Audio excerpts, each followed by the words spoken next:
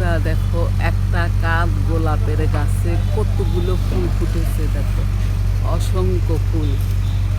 এই যে অসংখ্য ফুল ফুটেছে দেখো, দেখতে দারুণ লাগছে। সুন্দর একটা পরিবেশে আমি আসছি, সেটা তোমাদের সামনে শেয়ার করেছি। তোমরা দেখবে, ভালো থাকবে, আমার পাশে তোমরা থাকবে। বেশ কয়েকদিন হলে আমি ফেসবুকে ঠিকভাবে কাজ করতে পারছি না, তোমরা আমার পাশে থেকো। 2-3 দিন পর আমার সব ঠিক হয়ে যাবো, আবার আগেকার মতন তোমাদের সামনে এসে হাজির হবো। তোমাদের লাইক কমেন্ট করবো, রিপ্লাই দেব। আমার পাশে একটু থেকো তোমরা, ভালো থেকো, সুস্থ থেকো।